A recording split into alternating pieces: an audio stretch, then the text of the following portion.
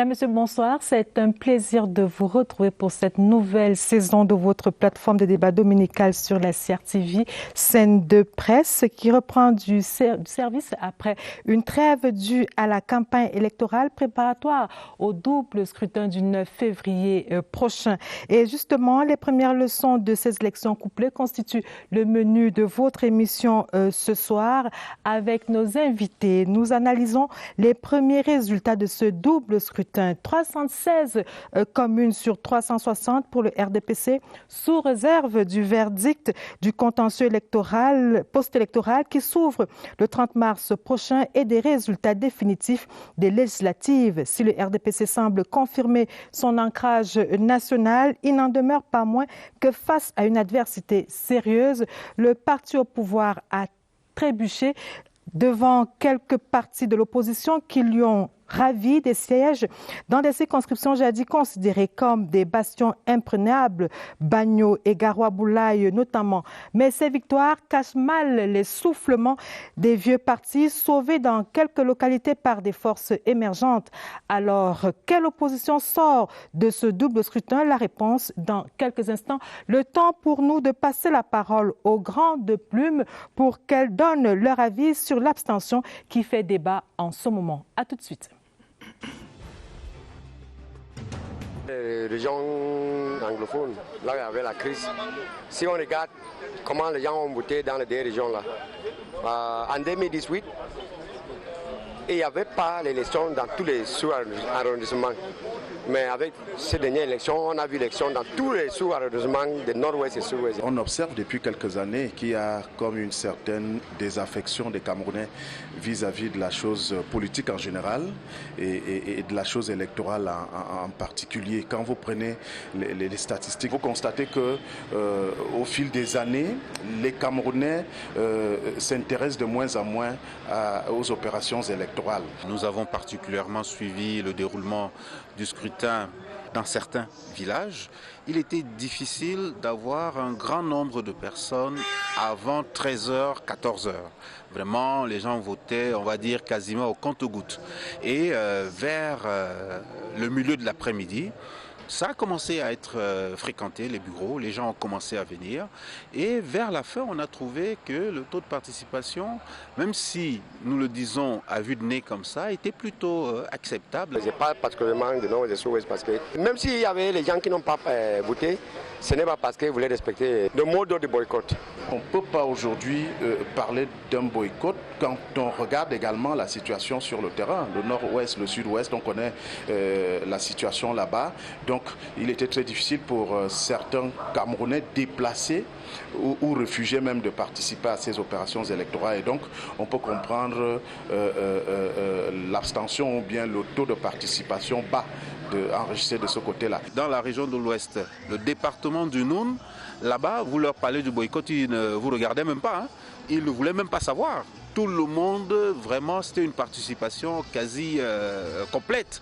Mais vous aviez d'autres régions qui ne se déplaçaient pas vraiment. Pas massif, mais il y avait au moins une participation. Même aux États-Unis, ce n'est pas tout le monde qui vote.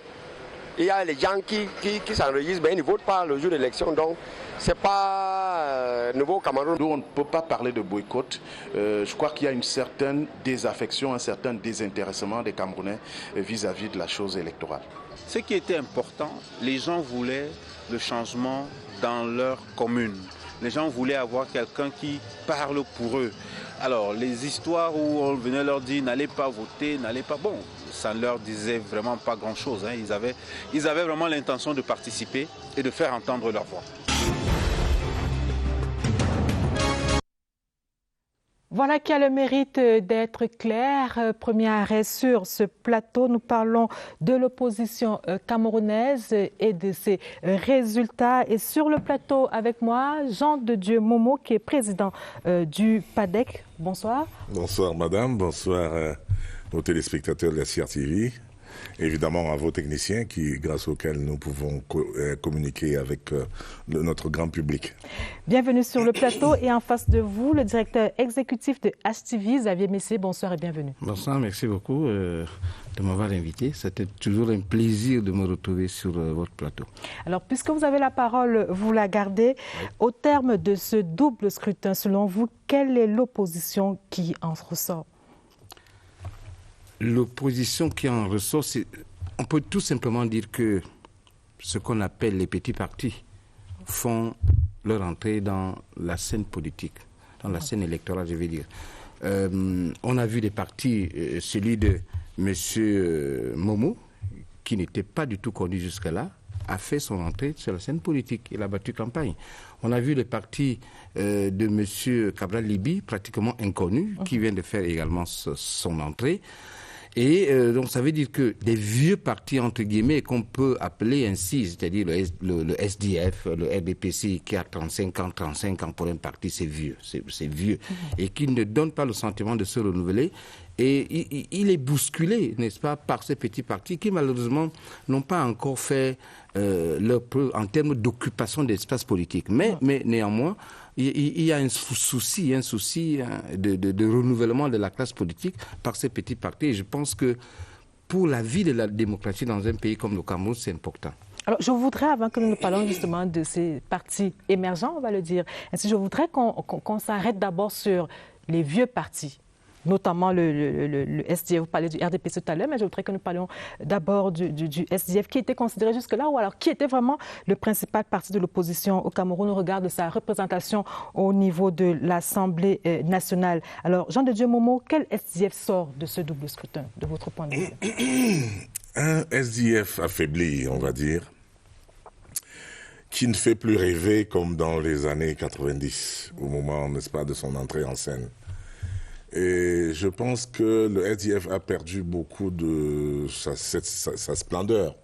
On a vu que dans la Menoie, le SDF n'a concouru que pour la mairie de Tchang, sur 6 arrondissements.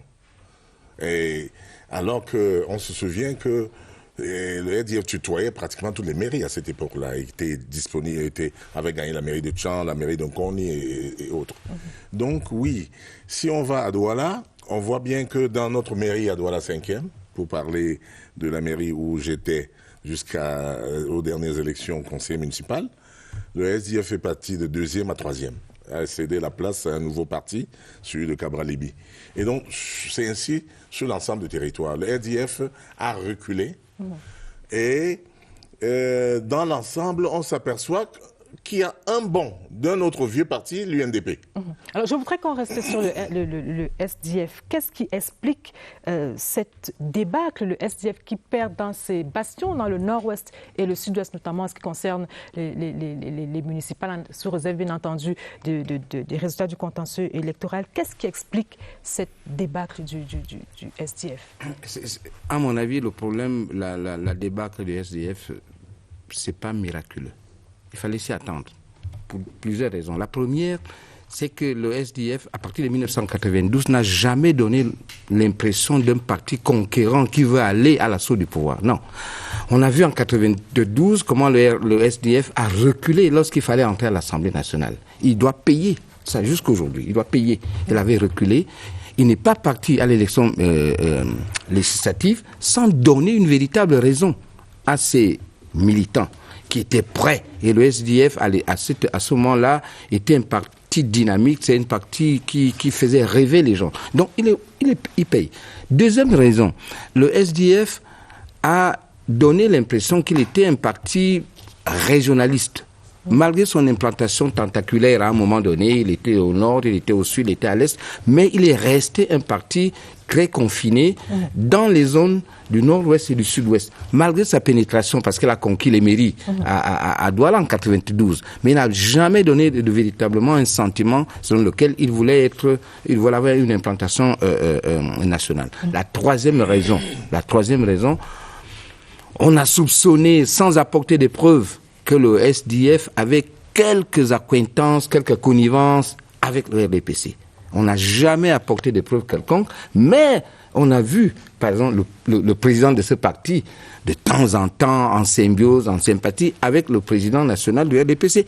Et cela a fait en sorte que les militants de ce parti ont commencé à redouter un tout petit peu de sa splendeur, de sa véritable volonté d'aller à la conquête du pouvoir. Et je pense que ajouter à ça un élément important au nord-est, au sud-ouest, le véritable bastion du SDF est en guerre. Les gens ne peuvent pas battre campagne dans ce parti-là. Voilà les raisons, à mon avis, qui font en sorte que le SDF aujourd'hui paye un peu ses aventures. Alors, par contre, je ne pense pas tellement que la guerre dans le nord-ouest et dans le sud-ouest soit un handicap. Et le SDF aurait quand même perdu, même s'il n'y avait pas eu la guerre là-bas. Parce que depuis, effectivement, même pour les raisons que Xavier vient d'énumérer, le SDF est en perte de vitesse. Et donc c'était trivial, c'était attendu. On a observé une faible mobilisation pendant la présidentielle et maintenant pendant la campagne également. On n'a pas beaucoup vu en réalité même, je pense les candidats du SDF sur le terrain. Je pense même que le SDF a fait un score inespéré. Moi, je pensais qu'il allait être bien renvoyé beaucoup plus loin que ça. Compte tenu, n'est-ce pas, de sa faiblesse sur le terrain, de son innovation, il n'innove pas, et compte tenu aussi, on va le dire, du comportement de certains de ces militants qui sont, d'un comportement un peu enfantin, on va dire, un comportement populiste, un comportement de gamin, de va-t-en-guerre, d'un certain nombre de ces militants. Ils ne sont pas très nombreux, mais quand même, ils sont même à l'Assemblée à faire beaucoup de boucans, à faire beaucoup de bruit, et jamais de propositions. Ils parlent beaucoup à la télévision, mais ils n'apportent rien à leur peuple. Et donc, de ce point de vue-là, c'était normal que les gens, qu'il y ait une désaffection, n'est-ce pas, des militants traditionnels du SDF et qui ne courent pas beaucoup pour les voter. Alors, il y a le SDF, mais il y a également l'UNDP qui est présent sur la scène politique depuis 1992. On se souvient par exemple qu'au cours de cette mandature-là, l'UNDP, autant pour moi, avait à peu près 68 sièges, 78 députés à l'Assemblée nationale. Lors de la dernière mandature, l'UNDP était à 5 députés. C'est vrai que pour le cas de cette élection, on observe un regain de confiance dans les régions de l'Adamawa, dans la région de l'Est également, avec la commune de Garoua-Boulaye, également dans l'Adamawa, je le disais tantôt, dans le Mayo-Bagno et la commune de Bagno qui est tombée dans l'escarcelle de l'UNDP après 19 ans dans le RDPC. Mais est-ce que de manière générale, de manière globale, l'UNDP, elle également, ne fait pas les frais de cette longévité? Mais moi, je me pose encore la question de savoir pourquoi ce parti a des militants. L'UNDP, pour moi, c'est un parti qui ne devrait plus exister en tant que tel, qui devrait même pas... Pourquoi? Il a marqué sa connivence, il a marqué sa singularité, sa proximité avec le parti au pouvoir. Est-ce que c'est un mal? Vous l'avez déjà dit deux fois. Vous avez parlé de la proximité de Dijon Froundi avec le pouvoir. Maintenant, vous parlez de celle de Belobouba. Où est le problème? Il y a des alliances politiques partout. Oui, demain, le parti de M. Moumou va subir la même chose. C'est-à-dire que lorsque vous êtes un parti politique, vous allez à l'assaut du pouvoir, éviter des connivences. Lorsque vous avez des connivences avec le parti au pouvoir, vous allez assumer... Vous avez l'impression qu'ils sont phagocytés par le pouvoir? Ils sont phagocytés. Moi, je me demande pourquoi l'UNDP a encore des militants. Il devait être dissous, ce parti. Et lorsque il réussit dans son bastion traditionnel qui est l'Adamawa, il réussit quand même à se maintenir, tant mieux. Mais pour moi, et d'ailleurs pour le raisonnement normal, le fonctionnement normal d'un parti politique, lorsque vous avez marqué votre proximité, je n'ai pas dit que c'est une mauvaise chose, pas du tout, mais j'ai dit que lorsque vous avez marqué votre proximité avec un parti qui est au pouvoir, qui gère, il va vous phagocyter, il va vous avaler, et puis vous n'aurez plus d'identité. C'est ce que l'UNDP, c'est ce que le parti de M. Momo va subir demain. Alors, Jean de Dieu Momo, est-ce que vous êtes de cet avis? Vous pensez que l'UNDP est atteint par une forme d'agonie électorale? Je pense que je suis un peu surpris quand même par la sortie de M. Xavier Messier, qui est quand même... Qui prédit le même destin à votre parti. C'est vrai qu'on y reviendra. Mais peut-être qu'il est un peu en retard de l'information. Il devrait dire que nous avons subi le contre-coup, puisque nous n'avons rien gagné. Il aurait pu dire déjà d'emblée que comme nous n'avons rien gagné, nous avons subi le contre-coup, n'est-ce pas, de notre proximité. Mais seulement, je voudrais dire ceci. La politique a... je pense, des rouages qui sont encore méconnus à notre peuple. Et notre peuple assimile la proximité avec le parti au pouvoir à, n'est-ce pas, une certaine connivence dans la gestion des affaires. Et il faudrait que notre peuple arrive à une certaine maturité, à comprendre qu'on fait des alliances politiques partout. Et qu'une alliance politique avec le parti au pouvoir est toujours une bonne chose pour ces militants-là qui sont les vôtres, pour ce peuple-là qui veut le changement.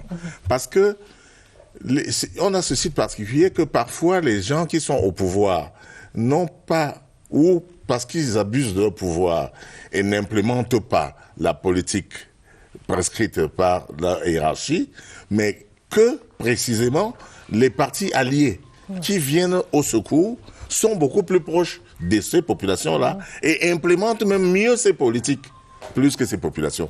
J'en veux pour preuve, n'est-ce pas, je ne vais pas citer des exemples personnels, mais j'ai vu beaucoup d'alliés qui apportent à leur peuple, grâce à leur connivence, on va le dire ainsi, leur proximité, leur soutien au parti au pouvoir. Lorsque vous soutenez le parti au pouvoir, vous avez plus de chances d'implémenter, d'aider le peuple que le parti radical qui n'est pas proche du peuple. On l'a vu avec le RDF. Je me demande si votre développement, si votre théorie peut s'appliquer à l'UPC qui finalement est pratiquement morte. Je ne sais pas si c'est une mort artificielle ou si c'est une mort définitive. Madame Lucrèce, vous devez savoir une chose. On pourrait dire, pour schématiser, que le cas de l'UPC est un cas à part. Le cas de l'UPC, c'est le cas d'un parti qui se phagocyte à l'intérieur, de l'intérieur, qui a des divisions internes et qui est fragilisé par des divisions internes. Et précisément, si comment on va dire ça, la faction de l'UPC qui a soutenu le pouvoir, avait été rejoint par l'autre faction, si toute l'UPC unie avait... Les deux factions ont soutenu le pouvoir. Non. Les deux factions ont soutenu le pouvoir pendant la présidentielle. Madame, vous avez une faction révolutionnaire dans l'UPC qui rappelle les hauts faits d'armes du passé et une faction républicaine qui veut construire. Les gens veulent quoi? Les populations veulent un pont, une route. Les populations veulent une école, un dispensaire. Qui donne ça? C'est le pouvoir. C'est celui qui a la direction du pays. Et si vous êtes dans l'opposition radicale, comme on a vu certains partis pendant 30 ans, je parle du RDF, vous n'apportez rien. Vous bavardez, mais vous n'apportez rien de concret à votre population. Donc un parti, le peuple doit apprendre que la connivence, comme vous le dites, ou la proximité avec le pouvoir permet précisément d'aider ce peuple-là. Et c'est ce que le PADEC a expérimenté avec plus ou moins de succès, sans que peut-être, on va dire, que le peuple-là comprenne bien les retombées. Alors, on tarde à voir les succès, Jean de Dieu Momo. On va revenir là-dessus. Je voudrais justement que nous parlions de ces partis qui émergent à l'issue de ce double scrutin. Mais je dis un dernier mot sur l'UNDP, puisquement y était. L'UNDP n'a pas vocation à disparaître. Je pense que vous devez même savoir que le parti qui a vocation à disparaître? L'UNDP a même gagné le PADEC. L'UNDP a gagné même le PADEC chez moi-même, dans mon propre village. C'est miraculeux, c'est extrêmement étonnant. On ne voyait pas ces militants, mais quand même, ils m'ont gagné avec une distance entre 11% et 13%. 11% pour le PADEC, 13% pour le... Je ne veux pas savoir qu'est-ce qu'il y a eu, mais je constate les faits. Moi, je suis un analyste politique. Je suis, moi, dans ma spécialité, n'est-ce pas, dans ma spécialité électorale, je suis un analyste des politiques électorales. Et je pense que ce sont les faits qui m'indiquent. Et les faits me montrent que l'UNDP a fait une remontée spectaculaire, étonnante, dans le septentrion. On va revenir là-dessus. Je voudrais que nous parlions donc de ces partis qui émergent, le PCRN de Cabral Libye, le PAL de Célestin Bédigui qui revient après presque 20 ans. Alors, ces partis sont-ils, selon vous, les grands vainqueurs de ce double scrutin? Comment qualifiez-vous la victoire? Non, ce n'est pas des vainqueurs. Vous savez, dans toute société, on a besoin d'un renouvellement. On a besoin d'un changement. Et le PAL auquel vous faites allusion a signé des accords, des conventions bizarres, si je peux me permettre l'expression, avec des partis comme l'UNDP et ainsi de suite. Il a payé à un moment donné. Ils ont fait une fusion. Le PAL paye. Mais si le PAL peut revenir en tant que parti avec ses particularités, avec son programme, avec son ancrage dans une idéologie de droite, de centre ou de gauche, tant mieux. Mais je vais dire également qu'en ce qui concerne le parti de Cabral Libye... Le PCRN, oui, qui a pratiquement tout raflé dans l'Union Équilibre. Oui, mais vous savez, ce parti est arrivé avec un 109. Il s'impose du fait de son rajeunissement parce que ou les alors gens ont des figures d'un renouvellement. Oui. On a besoin de renouvellement. Cabral Libye, que je connais très bien, est venu avec un discours nouveau. Il est venu avec un engouement. Il traîne derrière lui des jeunes qui rêvent, n'est-ce pas, de faire de la politique autrement. C'est ça. Si vous voyez le RDPC, par exemple, sa branche jeune, elle peine à se renouveler, tout simplement parce que le RDPC, à un moment donné, se lance dans l'arène sans élaborer un programme. Cabral Libye, même s'il n'a pas de programme, il vient avec une volonté, n'est-ce pas, de drainer les jeunes, n'est-ce pas, vers la politique. C'est ça. Alors, Jean de Dieu Momo, il a produit quelque chose de miraculeux. Est-ce que vous êtes de cet avis? Le PCRN s'impose-t-il du fait du rajeunissement à la fois des figures et du discours, ou alors c'est simplement un effet régionaliste? Non, pas vraiment un effet régionaliste. Les gens, une analyse superficielle pourrait penser que c'est un vote tribal ou que c'est un vote régionaliste. Non, je pense que la jeunesse... Ce n'est pas le nouveau parti du peuple bassa? C'est pas vraiment ça. Il est vrai que ce parti profite de la désaffection de l'UPC. Ça, c'est clair. Bon, maintenant, on a une partie de notre jeunesse qui veut un changement profond. Et il faut saluer Cabral Libye qui a travaillé sur cette partie de la jeunesse depuis la présidentielle. Parce que son mouvement, 11 millions d'électeurs, ça a bon en mal en marché. Et on a vu que ça a tellement marché qu'il avait, n'est-ce pas, des adversaires qui étaient plutôt de l'opposition radicale, qui l'empêchaient même d'avancer en se disant, voilà un concurrent dangereux. Effectivement, oui, beaucoup de jeunes se sont appropriés, je pense que cette idéologie du nouveau Macron. L'effet Macron. Il y a un Macron en France, l'effet Macron, et beaucoup de jeunes se sont identifiés. Et c'est pour cette raison que vous avez vu Cabral Libye un peu partout. Au sud, à Kribi, à l'ouest, au nord, un peu partout. Et il a raflé quand même, on va dire, quelque chose comme 7 sièges, n'est-ce pas, au Parlement. Et même chez moi, dans le Vouri-Est. Et il m'a battu, à plate couture. Il m'a battu, et la jeune femme... qui portait les couleurs, et qui a Nouran Fotine, qui portait les couleurs de Cabral, et qui a fait une campagne formidable à l'américaine, qu'il faut saluer, avec des gros bus, avec des images. Je pense, et qui est parti sur le terrain. Ça a mobilisé les jeunes. Et il faut saluer cela. Alors, vous parlez justement de la vitalité de notre démocratie. Vous parlez de votre échec et vraiment nous y sommes. Mais je voudrais d'abord donner la parole à Xavier Messé. Le PADEC, pour une certaine opinion, était bien parti pour reprendre le flambeau dans sa base électorale, notamment la région de l'Ouest. Mais finalement, il y a réalisé un score plutôt ridicule, on va le dire ainsi. Alors, est-ce que cela veut dire que le RDPC est définitivement ancré dans la région de l'Ouest, ou alors c'est le message du PADEC qui, selon vous, a du mal à passer? Mais ce que j'ai dit de l'UNDP, ce que j'ai dit de SDF, c'est exactement pareil ce que je dirais du PADEC de M. Jean de Dieu Momo.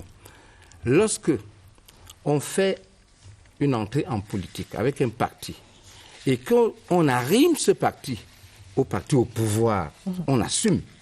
C'est-à-dire le passif que ce parti, le parti au pouvoir, peut avoir, on l'assume. Il va l'assumer. Il va l'assumer. Vous savez, le fait, on ne lui reproche pas d'être membre du gouvernement, non. Mais le simple fait, n'est-ce pas? Parce qu'il ne peut pas avoir un programme différent de celui du RDPC. Jamais.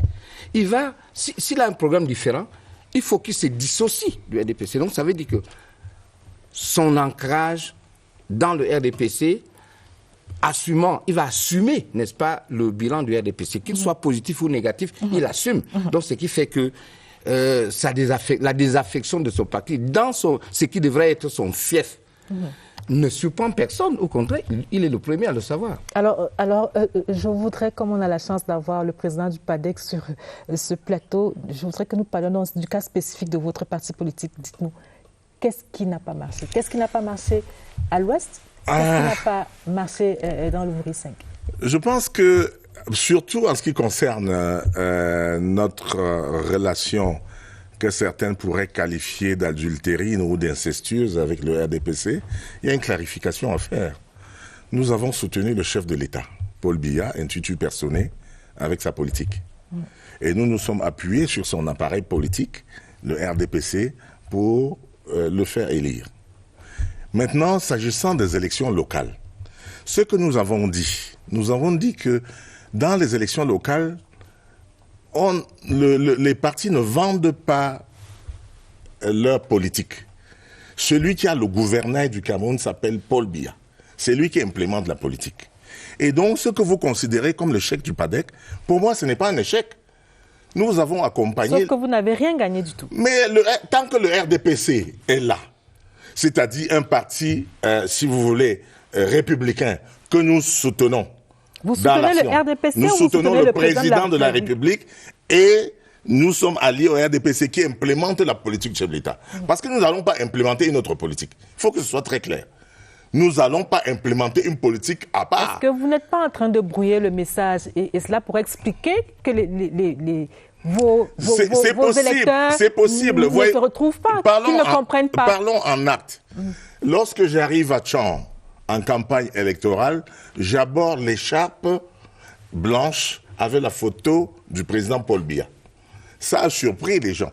Et en premier, ça a surpris mes partenaires du RDPC qui m'ont reproché de porter l'écharpe de leur patron. J'ai dit, c'est l'écharpe du président de la République. Il ne faut pas confondre les armoiries, l'écharpe de la force de l'expérience à l'écharpe du RDPC.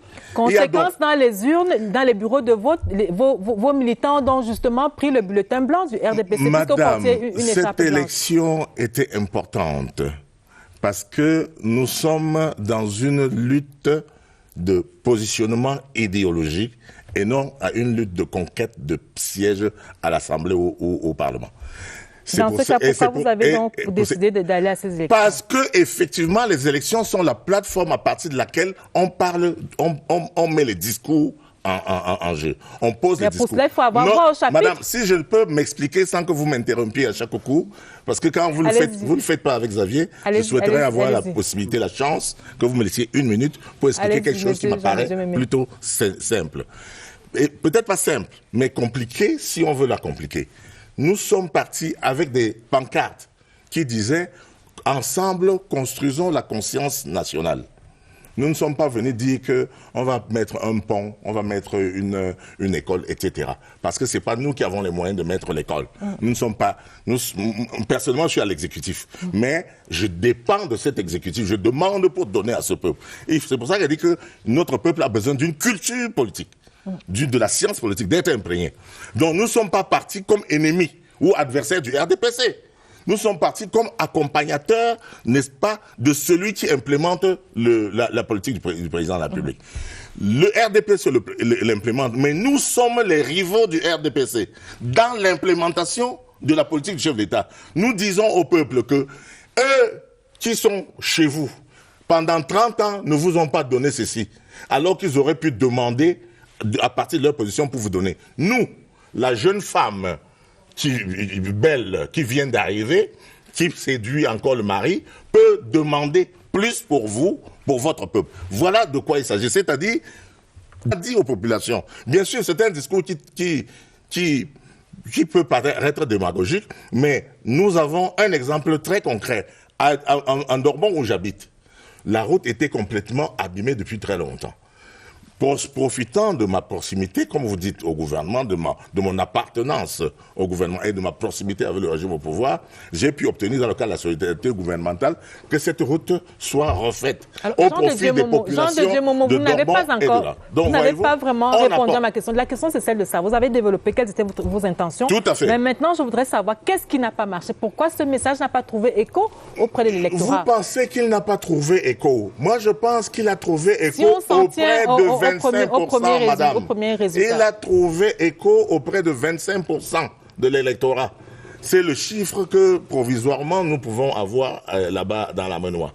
25% de la population, madame, ont compris que notre lutte pour la construction de cette idéologie, pour la lutte contre le repli identitaire, notre lutte qui consiste à mettre notre population en garde contre la guerre hybride que nous subissons tous et que les autres ne semblent pas avoir et que j'ai pu décrire dans mon livre de la démocratie récréative pour avertir et que c'était le bon moment de l'élection de faire transmettre ces messages. Et moi, nous sortons gagnants parce que nous avons gagné dans la Menoie qui était devenue le fief d'une opposition radicale, que 25% aient compris notre message, qu'ils vont le transmettre. À Douala, ça reste un autre sujet parce que nous avons 4,78% à peu près, moins de 5%. Mais nous pensons que si le grain ne meurt, il ne saurait germer. Et que Jésus-Christ n'avait que 12 apôtres et qui ont finalement, n'est-ce pas, fait en sorte que le christianisme a gagné le monde aujourd'hui. Il nous faut un Saint Paul qui va porter ce message du vivre ensemble qui était la trame de notre campagne. C'est entendu. Je voudrais poser une dernière question à Xavier, mais c'est le MRC étant non partant pour les élections, pour ce double scrutin, ce sera attendu à ce que l'opposition profite de cette absence-là pour gagner un maximum de sièges, notamment dans la région de l'Ouest, mais également dans le littoral. Mais ça n'a pas été le cas, y compris le PADEC, malgré le développement que vient de faire M. Jean Didier. Oui, M. Jean Didier a fait un développement vaste. Il a dit tout à l'heure que vous le coupez à chaque instant et que vous me laissez la parole autant que je veux. Et voilà qu'il a profité, n'est-ce pas, de ce temps pour... je vais tout simplement dire, j'ai eu l'occasion d'écrire un éditorial pour attirer l'attention de MRC qui ne devait pas aller vers le boycott. Je l'ai dit, j'ai réécrit un autre article qui est sorti quelque temps après pour dire que c'était une erreur politique grave. Et malheureusement, le MRC a prôné le boycott, il n'est pas allé aux élections, il a frustré bon nombre de ses militants, il a frustré bon nombre de ses membres qui devaient aller à l'assaut de quelques municipalités et du Parlement. C'est quelque chose que le MRC, je suis persuadé, n'est-ce pas, que cette politique, cette option, il va l'assumer pendant longtemps. Il va l'assumer pendant plusieurs années. Ça a permis, n'est-ce pas, l'absence du RDPC, du MRC, ça a permis aux partis comme celui de Jean de Momo de pavoiser, même s'il n'a pas gagné de pavoiser. Et ça au a permis MRC, également et au RDPC de s'enraciner davantage au sur la MRC de s'enraciner davantage. Mais parce que je suis persuadé, je reste convaincu que si le MRC, avec l'élan de volonté, n'est-ce pas, qu'il a essayé d'implémenter, était parti, n'est-ce pas, aux double consultation municipale et puis législative, les résultats auraient été différents. Il a préféré la chaise vide, malheureusement, le RDP s'en a profité, le parti de Cavales, il en a profité, celui de Jean-Didier Momo en a profité. Voilà, nous allons marquer un arrêt dans cette édition de Scène de presse, premières élections de la décennie commençante. Premier, vous allez y revenir dans quelques instants. Premier résultat, en attendant le verdict des urnes pour les législatives. Zooming ce dimanche sur les premières leçons à tirer de la compétition électorale du 9 février dernier. En posture de reporter sportif et de commissaire de match, Jean Atangana, éditorialiste, qui déroule pour nous la feuille de match, et c'est sur Scène de presse. Jeux ouverts, match engagé, joueurs déterminés, organisateurs et accompagnateurs quasi satisfaits, l'arbitre central peut se frotter les mains. Le coup d'envoi est donné pour la seconde mi-temps. Flashback. 76 partis politiques étaient sur le point central à l'entame du match. 33 pour les législatives contre 43 pour les municipales. Premier constat, première révélation statistique. La gouvernance locale fait courir les politiques et c'est plutôt bon signe. La décentralisation a décidé de mettre ses choses de galop. Elle constitue un point de ralliement, un point de conciliation et de réconciliation pour les Camerounais, de plus en plus avides de prendre leur destin en main. Retour sur le terrain. Pendant 2 semaines, tous les joueurs de champ ou sur le banc ont sillonné le Cameroun, à la verticale comme à l'horizontale, dans les 10 régions, 58 départements, 360 communes, pour solliciter les suffrages des Camerounais sous le regard avisé et inquisiteur de 16 765 observateurs nationaux et internationaux accrédités. Plus de 150 journalistes accrédités pour couvrir les 2 régions du Nord-Ouest et du Sud-Ouest, objet de toutes les attentions. Lendemain de scrutin, butin en escarpin, sécurité assurée, transparence garantie, sauve est la crédibilité des opérations de vote.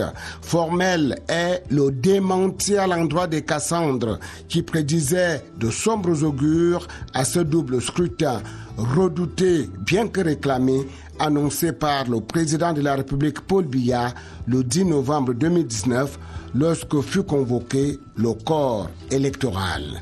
À l'échéance fixée par le législateur camerounais, soit 72 heures au plus après le scrutin, les municipales ont livré les premiers résultats. Ils sont quasiment consolidés à ce jour. Ils révèlent les couleurs arc-en-ciel des premiers conseils municipaux de l'ère de la décentralisation. Sauf rebondissement, 10 partis politiques prendront le contrôle des 360 communes. En tête, le RDPC, 316 communes, suivi de l'UNDP, 16 communes.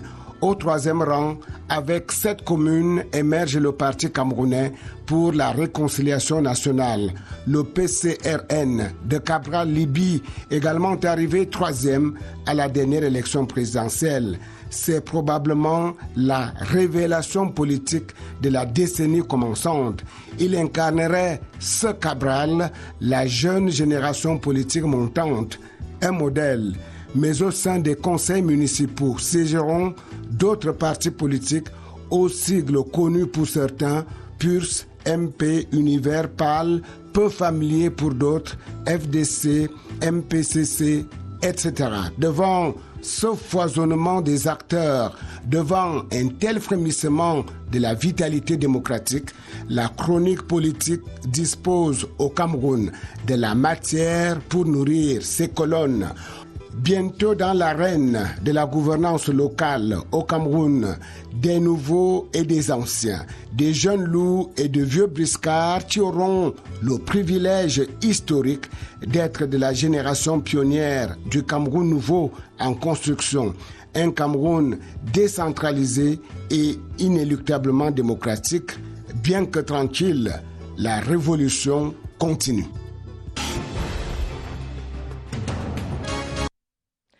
Jean Tangana, éditorialiste. Sur le plateau avec moi, Zachary Niemann, journaliste écrivain. Bonsoir et bienvenue. Bonsoir Lucrèce, c'est un plaisir de vous retrouver. En face de vous, Célestin Bédigui, président du PAL. Bonsoir et bienvenue. Bonsoir madame et bonsoir à tous les téléspectateurs. Alors avec vous, nous allons analyser les résultats du parti au pouvoir, le RDPC, les résultats en termes d'échecs, mais également en termes de succès. Zachary Niemann, le RDP, selon les premiers résultats, remporte haut la main les municipales, 316 communes sur 360. Est-ce pour vous une confirmation de votre suprématie politique, la suprématie politique du RDPC? C'est un chiffre qui parle tout seul. Je pense qu'il n'a pas besoin d'être outre mesure commenté. Je pense surtout qu'il réduit, à tout le moins, altère votre concept d'échec. 316 sur 370, je pense que c'est beaucoup. C'est énorme au point que le boulevard me semble ouvert de manière indiscutable pour dire le contrat de confiance entre le Cameroun et le RDPC, partant entre le Cameroun et le président Biya, soit une projection de la gagne, tout simplement. Alors, Célestin Bedigui, vous venez d'écouter Zachary Niemann qui confirme que ces résultats dénotent de la suprématie du RDPC sur l'ensemble du territoire, sauf que quand on exclut les communes, pour ne parler que des communes, les communes où le RDPC était déjà parti gagnant, et même de certains sièges à l'Assemblée nationale, on se rend compte que le RDPC, face à des adversaires sérieux, a eu quand même quelques difficultés. Oui, je pense que mon ami Zachary Niemann devrait avoir le triomphe un peu plus modeste, parce que les résultats auxquels nous sommes arrivés à la commune de Monatélé, Monatélé étant considéré comme étant le symbole même de ce qu'on a souvent appelé le classisme du RDPC, c'est-à-dire un fief imprenable. Le résultat auquel le RDPC est arrivé, c'est-à-dire en dessous de la barre de 50%, il devrait plutôt interroger, d'autant plus que si nous avons pu, l'OPAL, portant tout simplement le flambeau, mais associant toutes les autres sensibilités politiques, parce que l'identité politique que l'OPAL introduit sur le marché politique à l'heure actuelle, c'est celle d'un parti arc-en-ciel. Lorsque nous nous sommes déployés sur le terrain, ce n'était pas seulement avec les militants du PAL, mais c'était également avec les militants d'autres partis politiques, même et surtout du RDPC. J'avais dans ma campagne un conseiller municipal du RDPC, ancien maire, j'avais des présidents de sous-section, j'avais des bureaux de la section RDPC. Pour dire que nous nous sommes inscrits dans une logique que nous avons relevée, qui a toujours été la nôtre, à savoir mobiliser de manière convergente beaucoup de partis politiques dans un mouvement. Nous avons expérimenté cette formule-là au moment des élections présidentielles, et aujourd'hui, nous l'avons à nouveau expérimenté en disant nous devons créer un mouvement arc-en-ciel dans lequel se reconnaîtraient autant les militants du PAL que les militants du RDPC, et nous avons été entendus compris par les populations. Alors, la question que je vous pose, c'est celle de savoir si, en cas de compétition rigoureuse avec des adversaires plus coriaces et plus représentatifs, le RDPC pourrait-il tenir? Vous avez le sentiment que non? Je ne répondrai pas à cette question. Oui, mais tout ce que il a raison de ne pas y répondre, parce que vous le réduiriez à une monographie. Célestin Bedigui nous déroule une monographie de la politique. À Monatélé, nous parlons du RDPC. Alors, il y a Monatélé, puisque nous y sommes. Je n'ai pas terminé. Nous y sommes. Oui, quand il déroule cette monographie, il nous présente une pâle représentation. Alors, je voudrais que vous... De son parti. Oui, je voudrais justement que nous... Dans le village électoral. Oui, que nous nous arrêtions sur ces contre-performances. Arrêtons-nous-y. Voilà, ces contre-performances du RDPC. Je ne vois il y a le Bagno, il y a la commune de Bagno. Oui, il y a la commune de Bagno, permettez que j'aille jusqu'au bout, merci. Il y a la commune de Bagno qui tombe dans l'escarcelle de l'UNDP après 19 ans passés dans le RDPC. Il y a Garoua-Boulaye, à l'est, qui est l'une des communes les plus riches de cette région en termes de ressources naturelles. Il y a bien sûr Monatélé qui a accordé quelques faveurs au PAL. Il y a dans le Nion-Ekel également, malgré l'absence de l'UPC, le RDPC est incapable de rafler la mise de ce côté-là. Et même dans le littoral, l'absence du MRC n'a pas profité à votre parti politique. Alors, ces zones, on va le dire, de mise en ballottage du RDPC, pour vous, c'est simplement de la poudre aux yeux, c'est des épiphénomènes? Lucrèce, vous m'étonnez.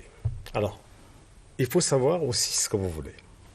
Est-ce que c'est des épiphénomènes? D'un côté, vous avez en face une opinion qui crie parce que le RDPC aurait tout raflé. Et de l'autre, vous voulez absolument ressortir, n'est-ce pas, les échecs que moi je ne vois pas. En revanche, je peux vous dire que depuis bientôt 30 ans, le concept du power sharing, est fortement ancré dans la dynamique de gouvernance du RDPC. Je vous parle à au moins un double titre. J'ai été, en étant député à l'Assemblée nationale, le rapporteur de la plateforme RDPC-UNDP sur les ententes du gouvernement. À ce titre, je peux vous dire avec une certaine autorité que quand vous évoquez Bagno, quand vous évoquez Garoua Boulaye, allez lire les concepts de cette plateforme-là et vous comprendrez que, quelque part, il est important de partager. Non pas que... En clair, vous avez laissé gagner l'UNDP dans ces localités-là. Je ne saurais le dire de toutes les façons. Je ne suis pas le mandataire du RDPC sur ce plateau. Je suis ici en tant que journaliste écrivain. Bien sûr, mon appartenance au RDPC est connue, mais je vous dis une chose. La tendance de UNDP, RDPC est une tendance de cycle que nous connaissons. L'UNDP est un parti que nous avons vu fortement implanté dans les régions septentrionales, dans la Damawa, au début de cette ouverture démocratique. Mais nous avons, dans le RDPC, débouté, déraciné ce parti, mais qui revient aujourd'hui avec probablement un message de renaissance. Mais vous avez bien vu que quand vous évoquez Bagno, vous citez. Quand vous évoquez Garoua Boulaye, vous citez. Vous pourriez en citer d'autres. Pourquoi vous ne direz pas plus loin? La question, c'est de savoir, Zachary Niemann, comment vous évaluez ces contre-performances, je continue de le dire, du RDPC dans certaines localités où qui vous étaient totalement acquises. Mais il faut savoir que rien n'est jamais acquis en politique. Oui, Célestin va probablement le confirmer. Rien n'est jamais acquis en politique. Permettez. Je ne veux pas être sur ce plateau, un simple faire-valoir à mon ami et frère Zachary Niemann. Vous n'êtes pas un faire-valoir, vous avez été invité. Alors, même justement, je retiens un mot que j'estime avoir dépassé sa pensée. Il parle d'une représentation du PAL. Non, je crois qu'il faut avoir une lecture à la fois scientifique et politique de ce qui se passe en ce moment sur le terrain. Lorsque vous lisez les sondages d'opinion, l'échantillon sur lequel, pour qu'un sondage soit pertinent, aussi entre 950 et 1100 personnes consultées. Et à partir d'un échantillon d'un millier de personnes, on peut déjà se faire une opinion de l'opinion d'un ensemble plus grand. Voyez-vous? Et lorsque nous parlons de Monatélé, et là c'est plutôt 5 à 8 000 personnes qui ont été consultées, et qu'il apparaît en fin de course que le RDPC est passé à moins de 50%, cela devrait instruire les uns et les autres parce que ce sondage-là peut, dans une certaine mesure, s'appliquer à l'ensemble de la nation. Ce qui n'est pas le cas. Si vous permettez, quand on parle de sondages, souvent des sondages d'opinion, on prend toujours un échantillon. Vous permettez, je ne vous ai pas interrompu. On parle toujours d'un échantillon. Et je dis, l'échantillon que nous avons eu à Monatélé pourrait être un reflet de ce que pourrait être un résultat sur le plan national et qui devrait faire que mon ami Zachary soit un peu plus humble dans son appréciation de la situation. Dans un premier point. Dans un deuxième temps, j'ai évoqué un aspect très important, c'est cette volonté qui est la nôtre depuis octobre 2018, de créer un mouvement arc-en-ciel dans lequel se retrouveraient autant les militants du RDPC que les militants de tous les autres partis politiques. Le fait qu'il y ait eu une réponse positive à une telle démarche, laquelle démarche avait déjà montré ses résultats au cours de l'élection présidentielle, devrait amener les uns et les autres à réfléchir et surtout pourrait déjà permettre déjà d'entreprendre ce que seront les mouvements d'opinion et les dynamiques politiques des années à venir, notamment en ce qui est du RDPC. Si le RDPC reste enfermé dans une bulle en pensant que le miroir déformant, parce que le nombre de communes gagnées par le RDPC n'est qu'un miroir déformant. Il est parce que il n'y avait manifestement pas de candidats en face. Mais lorsque en 2025, je peux vous le promettre et je vous donne rendez-vous, en 2025, la bataille se fera sur des bases différentes. Vous comprendrez que ce mouvement arc-en-ciel que le PAL en ramenant dans le glacier du RDPC, sur un fief réputé imprenable du RDPC, ce parti à moins de 50%, vous comprendrez que c'est un signal dont il fallait tenir compte. Alors, je voudrais que nous restions sur Monatele, qui est quand même, on va le dire, l'un des... Un symbole. Un symbole, Monatele, qui a eu le privilège d'accueillir le président de la République par 2 fois, en 1992 et en 2004, je crois, lors des élections présidentielles de ces années-là. Que vous ont dit les populations pendant la campagne? Les populations, et j'insiste dessus, pendant la campagne, nous les avons rencontrés et dans notre dynamique, nous étions avec des responsables du RDPC. Nous ont dit qu'elles sont absolument déçues par la manière dont sont gérées les ressources de l'État par ceux-là même qui jusque-là se prévalent de la qualité de membre du RDPC. Et d'ailleurs, je dois signaler quelque chose. Aujourd'hui, le RDPC, certains font payer au RDPC, et essaient même de faire pire, le faire porter au président Biya la responsabilité de leur mauvaise gestion des communautés locales. Alors, parce que quand on va en campagne, voyez-vous, Madame Ducresse, nous retrouvons, nous, en tenant un discours programmatique qui nous vaut les sympathies des militants du RDPC, parce que notre résultat est produit par au moins 70% des militants du RDPC. Nous présentons un programme, mais en face, ceux-là qui prétendent venir parler au nom du RDPC, 1, ils disent, ne parlons pas du bilan. 2, nous n'avons pas de programme. 3, ce qu'on vous demande de faire, votez pour le RDPC parce que si vous votez pour le président Biya. Alors, vous voyez un peu, et cette tentative de manipulation-là a monté ses limites. La preuve, ce RDPC-là a échoué. Le RDPC, qui est fidèle à la vision de la démocratie du président Biya, c'est elle qui nous a rejoint et nous a permis de ramener le RDPC en dessous de la barre de 50%. Alors, Zakari Niman, est-ce que le RDPC, c'est seulement Paul Biya Oye? Derrière ce Paul Biya Oye, en principe, on devrait avoir des militants à même d'incarner justement la politique prônée par le chef d'État. Qu'est-ce qu'il en est exactement? Et surtout des programmes locaux. Au-delà du Paul Biya Oye, qu'est-ce qu'il y a? Si Célestin Bédier, je vous le permets, a épuisé... Pas du tout, au contraire. A épuisé son carquois, je vais néanmoins lui dire que ce plateau n'est pas un amphi pour prodiguer, pontifier, mais nous parlons des élections. Nous parlons des élections au cours desquelles vous auriez dû gagner. Vous n'avez pas gagné. Nous avons gagné, monsieur.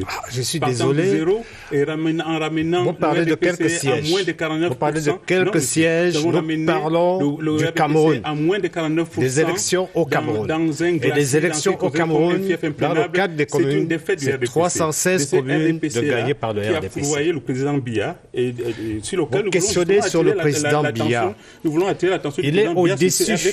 Dans son propos, le président Biya est un républicain. En tant que tel, et vous le savez autant que moi, il met aussi le RDPC au défi de prouver ses forces. C'est pour cela que si vous avez pu apprécier, vous connaissez l'histoire de l'UNDP, vous connaissez l'histoire des rapports entre le RDPC et l'UNDP, vous connaissez l'histoire des hommes au-dessus qui président ces partis-là. Je veux parler du président Biya, je veux parler du ministre d'État Maïgari Bello Bouba. Quand vous posez la question de savoir, Lucrèce Bédou, la dimension des fluctuations entre le RDPC et l'UNDP, dans les régions septentrionales.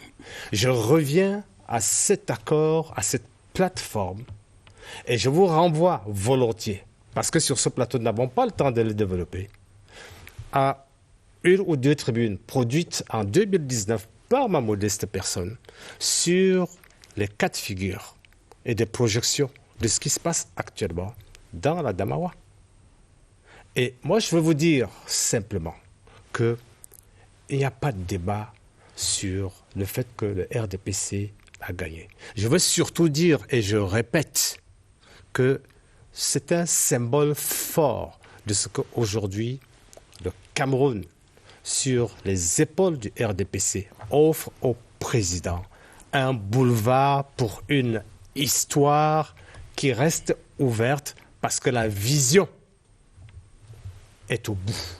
de cette victoire, la vision d'un Cameroun d'émergence. Zachary Niemann, si vous le voulez bien, je voudrais que nous revenions sur les choix du RDPC au niveau des candidats.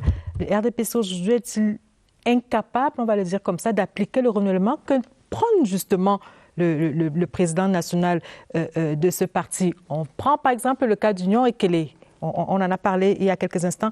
Malgré l'effondrement de l'UPC, comment comprendre que le RDPC ne puisse pas faire émerger une figure à même d'opposer un minimum de résistance face au PCRN? Vous savez, le RDPC n'est pas un parti qui veut gagner à tout prix. Le RDPC est même l'un de ces partis dont faire gagner les autres? Dans l'émanation, offre aujourd'hui tous les dessins que vous évoquez. Parce que les jeunes, dont vous dites qu'ils ont du mal à s'exprimer au sein du parti, vous n'avez pas été sur le terrain avec nous. Aujourd'hui, à 65 ans, je peux vous dire que les jeunes dans le RDPC vont s'exprimer. Les échéances municipales des exécutifs qui s'annoncent le 18, le 24 et le 3 mars, nous en dirons plus. Pour ma part, nous évoquions l'Union Ekele, nous parlons de Cabral Libye notamment, de PCRN, mais Cabral Libye est un phénomène générationnel en matière politique dont le Cameroun aujourd'hui a besoin. Et je peux vous dire que le président Biya apprécie à son plus grand niveau la percée des jeunes à qui il a demandé après 2018. J'ai compris votre message, c'est sur la base de ce que un trio formidable, Libye, Difor et Matomba. Ce trio-là a passé des messages que non seulement la jeunesse a entendu, mais toute la classe politique entière. Le président, lui, il a dit, le président le demande, le président voudrait que le RDPC incarne justement cette transformation structurelle-là, mais on a le sentiment, on peut se tromper, on a le sentiment, Célestin Bédi, que le RDPC a du mal, lui, à implémenter cette volonté du président national. Évidemment, si vous le demandez à Bédi, naturellement, vous lui ouvrez la porte. Non, vous comprenez. Vous savez, mon ami Zachary, il parle de la plateforme UNDP RDPC. Je voudrais lui rappeler qu'il a en face de lui l'une des personnes qui ont négocié cette plateforme-là. J'ai été premier vice-président de l'UNDP quand l'UNDP avait 68 députés à l'Assemblée nationale. En 1992. Oui. En 1997. Je suis celui qui a signé pour le compte de l'UNDP le boycott, le mot d'ordre du boycott de l'élection de 1997 et qui a participé à la négociation de la plateforme UNDP-RDPC qui s'en est suivi et qui a ouvert la porte à la démocratie à peser. Je voulais juste le dire à Zachary Niemann pour qu'il comprenne que nous savons de quoi nous parlons. Je veux bien m'assurer qu'il sait bien de quoi il parle. Ceci étant dit, s'il vous plaît, vous permettez. Oui. Moi, je suis bien heureux d'avoir à côté de moi quelqu'un ou des personnes au sein de RDPC qui continuent à ne pas vouloir regarder où elle trébuche et continuent à brandir le nom du président Biya comme une amulette. C'est une forme de paganisme politique auquel moi je ne prête pas le flanc. Et d'ailleurs, qui du tout ne retient plus l'attention des populations. Vous imaginez, lorsque nous allons dans la Liki, jusque-là considéré comme un fief imprenable du RDPC, et qu'en face de nous, nous avons la personne qui est chargée par le gouvernement, Mamadou, qui est chargé de conduire la délégation communale du RDPC là-bas, recourir à des méthodes absolument surannées. Je ne voudrais pas les qualifier ici, encore moins qualifier la personne, sans se demander s'il est judicieux qu'au cours d'une campagne locale, le RDPC ne puisse ni, après avoir détenu pendant 3 décennies, la direction d'une commune, qui ne peut ni présenter le bilan de cette gestion-là, encore moins quel est son programme, que le RDPC ne puisse pas présenter aux populations quelle est la figure qui est appelée à devenir le prochain maire de la ville, mais plutôt de se réfugier comme en incantation païenne derrière le nom du président Biya, derrière le terme RDPC. Je dis, il y a là manifestation d'un déficit et de discours, et de réflexion, et de qualité de la démarche politique. Et nous autres, et je le redis, le mouvement Arc-en-Ciel que nous avons initié et qui a été rejoint par une majorité des militants du RDPC. Et cela va s'amplifier. Ça va s'étendre sur l'ensemble du territoire national. Vous le verrez. En 2025, vous en aurez les preuves. Je dis, moi, si je peux, si vous permettez. Et vous le faites sur les plateaux de télévision. Moi, j'ai besoin de voir des résultats. Monsieur, moi, je sors d'une élection où j'ai battu le RDPC. Je peux m'en prévaloir. Oui, mais vous parlez du village. Vous avez battu dans votre village électoral. Vous savez, madame, en 2018, lorsque nous étions à la campagne présidentielle et que le président Biya a eu l'intelligence de demander que, le RDPC s'associe à des partis alliés. 2. Le power sharing. Vous permettez ça, le power sharing. Mais oui, vous déroulez le power sharing. Non, pas du tout. Je suis désolé, c'est de ça il a choisi comme support de campagne des supports sur lesquels n'était indiqué aucun signe du RDPC. Vous vous souvenez? Mais pourquoi devrait-elle s'en souvenir? Vous vous souvenez? C'est bien parce qu'il a compris que s'il s'appuyait tout simplement sur le RDPC, il allait devant des déboires certains. Alors, à l'époque, les gens disaient, oh oui, mais on s'est associé au PAL, on a fait 90%, qu'est-ce que le PAL représente effectivement? Et là, on leur a donné la preuve le dimanche dernier qu'on représente 40% des 90% que le président Biya a fait à l'époque. Alors je voudrais qu'on marque une pause dans cette édition de Scène de presse, sachant quand même que la nouvelle carte communale du Cameroun se dessine de plus en plus. J'espère que notre réalisateur va nous permettre de voir cette nouvelle carte communale, sous réserve bien sûr des résultats du contentieux post-électoral, le RDPC qui s'en tirerait avec 316 communes, l'UNDP 16, le PCRN 7, l'UDC 6, le SDF 4, le FSNC 3, le MDR 3, l'UMS 2, le MPCN 2 et le MCNC une commune. Ça fait exactement 10 partis politiques qui sont donc qui ont donc pu se partager ces sièges de conseillers municipaux. Nous allons marquer un arrêt dans cette édition de Scène de presse pour parcourir les journaux, et c'est dans cette revue de presse que signe Franck Evina. Elles ont fait les choux gras de la presse cette semaine. Les premières tendances au lendemain du double scrutin du 9 février font dire à Cameroun Tribune que le RDPC remporte la plupart des communes dans les 10 régions. Triomphe sans peine dans son fief du Sud selon Mutation, victoire sans partage à Yaoundé d'après le Jour et baromètre communautaire. Score soviétique du parti au pouvoir dans le Mayorais révèle l'œil du Sahel. L'opposition ne s'est pourtant pas laissé faire. 6 mairies à l'ouest sous pavillon UDC, pendant que le SDF gagne la bataille de Bafoussam Ier, le MCNC obtient le maximum de suffrages à Banka, indique le messager. Le Jour observe un retour en force de l'opposition dans le Onkam, avec l'UMS de Pierre Kouemo qui amène Banois et Bafan à tourner le dos au RDPC. Dans son 11 entrant, Mutation note la percée du PCRN qui rafle la moitié des 10 mairies d'Union Ekele, dont Ezeka. Cameroun Tribune voit en cette victoire un coup d'essai et un coup de maître pour les camarades de Cabral Libi. Pour repère, cela pourrait consacrer le jeune leader du PCRN comme leader de l'opposition. Une opposition qui a aussi ravi la vedette au parti au pouvoir dans l'Adamawa, avec notamment cette victoire historique et stratégique de l'UNDP dans la commune de Bagno pendant 19 ans sous le contrôle du RDPC. Historique également le triomphe du parti de Bello Bouba Magari à Garoua-Boulaye. L'UNDP devient ainsi la première commune de l'Est à basculer dans l'opposition, affirme Cameroun Tribune. Ailleurs, les lignes ont aussi bougé, avec le comeback du MPCN de Paul-Éric Kingé dans le Mungo, la montée en puissance du FSNC d'Issa Chiroma Bakari dans le Nord ou encore l'exploit du PAL de Célestin Bidzigi à Monatélé. Une belle moisson politique pour les partis vainqueurs, un sale temps pour l'UPC et le SDF que le journal L'Anecdote présente comme les grands perdants du scrutin. La revue de presse était sur la scène.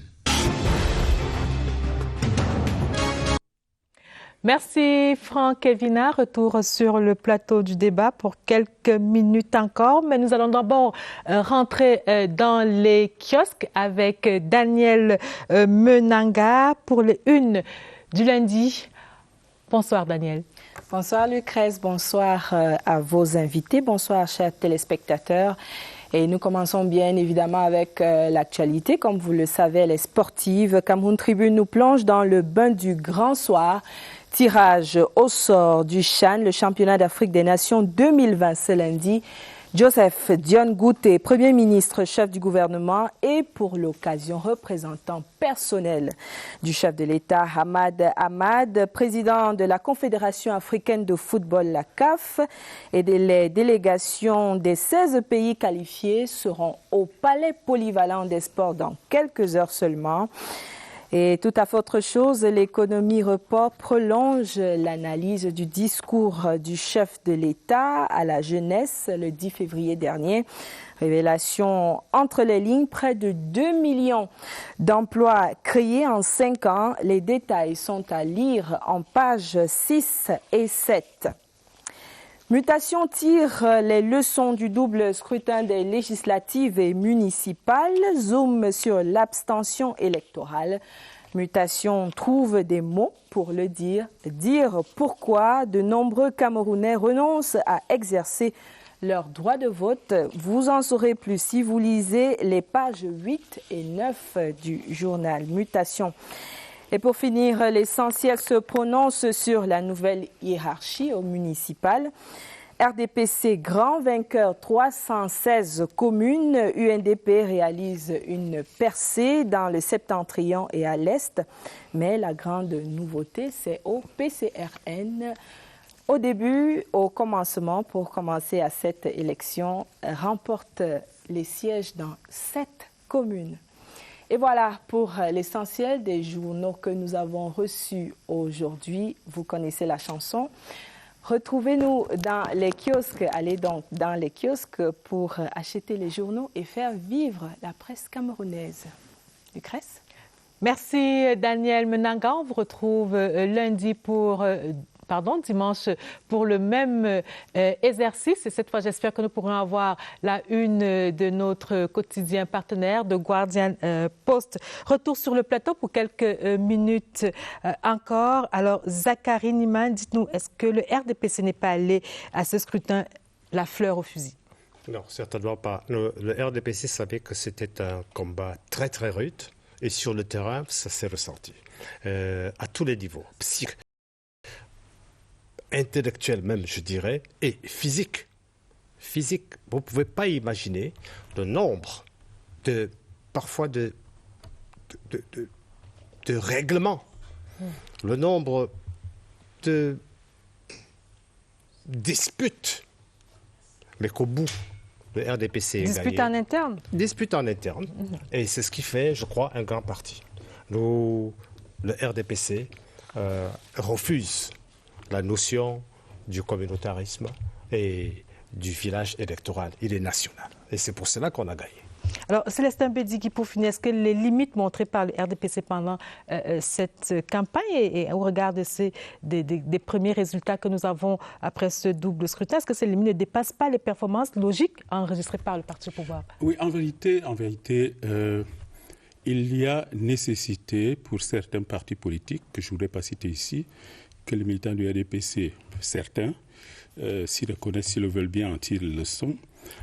Lorsque le président Biya a parlé de démocratie, beaucoup n'ont pas compris qu'on ne doit pas s'en tenir à ce qu'on appellerait la démocratie en tant que procédure, où il faut tout simplement se contenter des mécanismes électoraux, pour plutôt s'approprier de la démocratie en tant que culture, qui comporte le respect d'une certaine éthique et surtout l'obligation de rendre compte aux populations plutôt que de se réfugier derrière l'effigie du président Biya. Malheureusement, le comportement de ce parti-là, d'une aile de ce parti, l'aile la plus dure, je crois, à laquelle désormais je pourrais classer mon ami Zachary Niman, s'il vous plaît, je pense que cette aile-là, plutôt dure, a tendance à non seulement à se contenter de résultats sur lesquels on devrait plutôt s'interroger, mais en train de nous indiquer ou indiquer à la plupart des militants ou des patriotes de ces pays la nouvelle direction qu'ils doivent prendre, c'est-à-dire rejoindre des partis comme le PAL qui sont ce que j'appelais tout à l'heure. Vous n'êtes pas en campagne sur ce plateau, un parti arc-en-ciel. Je suis là pour défendre les intérêts de mon parti et de l'autre pour nous voir, si vous n'y trouvez pas d'inconvénient.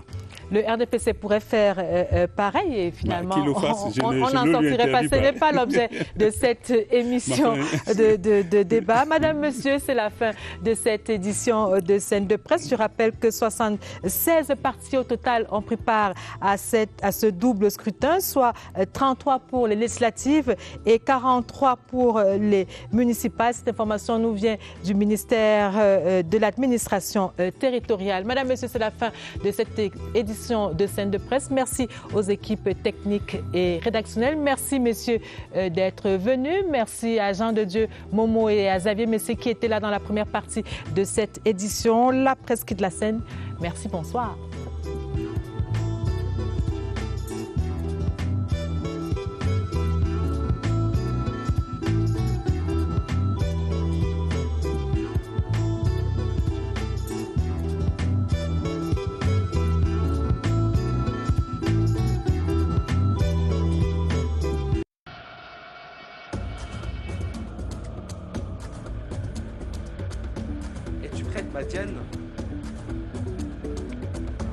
La cérémonie de tirage au sort du Chan Total Cameroun 2020.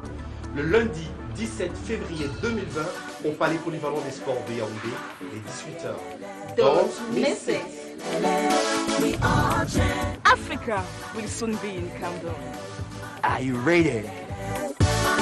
Un événement CAF, Confédération africaine de football.